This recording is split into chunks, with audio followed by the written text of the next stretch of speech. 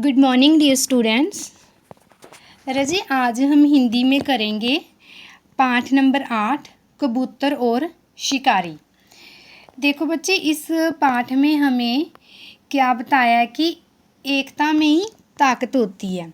इस पाठ का जो मुख्य उद्देश्य है वो क्या है कि हमें सबको मिलजुल कर एकता से रहना चाहिए। ठीक है, तो देखो बच्चे, आज हम इस पाठ को अच्छे से रीड करेंगे। एक शिकारी ने बरगद के नीचे जाल बिछाया था। जल्दी जल्दी उस पर उसने दाना बिखराया था। देखो बच्चे, एक शिकारी था। शिकारी होता है जो पशु पक्षियों को मारता है। ठीक है, तो उसने क्या किया कि बरगद के पेड़ के नीचे उसने एक जाल बिछा दिया और उसने जल्दी जल्दी क्या किया कि उसने उस पर दाना भी डाल दिया। जाड़ी कीले ओट छुपा वह देख कबूतर हंसाया।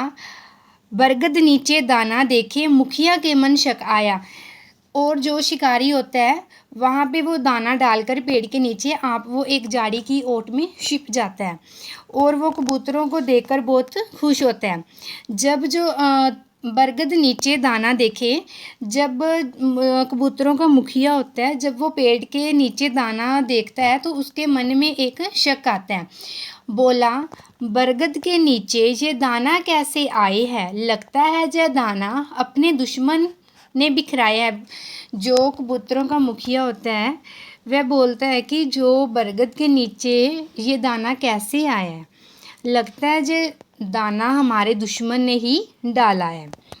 नीचे उतर गए यदि तुम तो आफत में फंस जाओगे। नादानी मत करना वरना अपनी जान गंवाओगे। जो कबूतरों का मुखी होता है वो उन्हें बोलता है कि अगर हम नीचे गए तो हम क्या कि मुसीबत में संकट में फंस जाएंगे।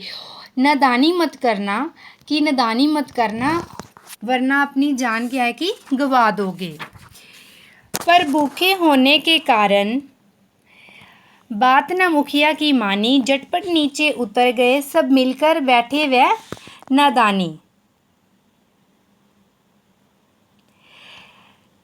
पर भूखे होने के कारण बात न मुखिया की मानी। झटपट नीचे उतर गए सब कर बैठे वह नादानी। भूखे होने के कारण क्या है कि उन्होंने मुखिया की बात ना मानी और वो झटपट ही नीचे उतर कर चले गए। ज्यों ही उतरे त्यों ही उनको फंसने का अभ्यास हुआ। जैसे ही वह नीचे गए और उनको क्या कि जाल में फंसने का अभ्यास हुआ। कौन बचाए इस आफत से, करते थे सब साथ दुआ। कि कौन हमें बचाए, वह क्या कि मुसीबत में सब दुआ करते हैं। दुआ होती है प्रार्थना। देख कबूतर अत्याचारी फूला नहीं समाता था। जाल फंसा हर एक कबूतर करनी पर पछताता था। जो शिकारी था वह कबूतरों को जाल में फंसा देखकर क्या है कि खुशी से फूला नहीं समाता। जाल फंसा हर एक कबूतर करनी पर पछताता। जाल में फंसे होने के कारण जो कबूतर थे वो क्या है कि अपनी करनी पर पछता रहे थे कि उन्होंने मुखिया की बात क्यों नहीं मानी। संकट में मुखिया फिर बोला, तनिक नहीं तुम घबराओ। मिलकर जोर लगाकर सारे जाल से उड़ जाओ। संकट में भी क्या कि मुसीबत में भी जो मुखिया है वो उन्हें बोलता है कि तुम घबराओ मत, मिलकर जोर लगाओ और जाल से ही उड़ जाओ। लेकिन जाल उड़े जब अंबर देख शिकारी चकराया। ये कैसे संभव है बोला, समझ नहीं पर कुछ पाया। जब सभी कबूतर मिलजुल कर जाल लेकर आसमान में उड़ जाते हैं, जो शिकारी होता है वह उन्हें देखकर क्या है कि घबरा जाता है, चकराने लगता है। ये कैसे संभव हो सकता है कि उसे कुछ भी समझ नहीं आया, ना ही वो कुछ समझ पा रहा था।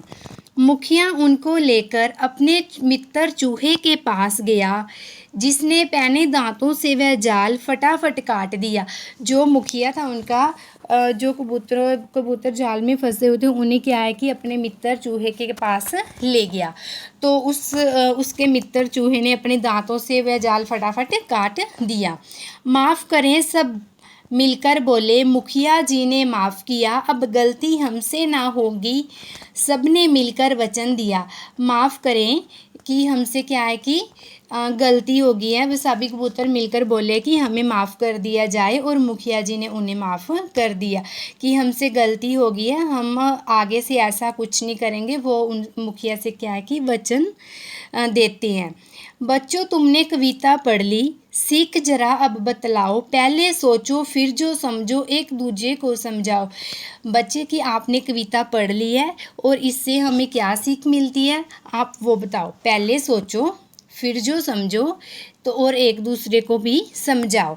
ठीक है बच्चे, तो आज आप इस कविता को अच्छे से रीड करोगे। ठीक है, तो इस कविता से हमें क्या सीख मिलती है कि हम सबको क्या है कि मिलजुल कर रहना चाहिए, क्योंकि एकता की ताकत में ही बल होता है। तो बच्चे आज आप इस कविता को अच्छे से रीड करोगे। रीड करने के बाद आप इस कविता का बुक वर्क करोगे। ओके बच्चे।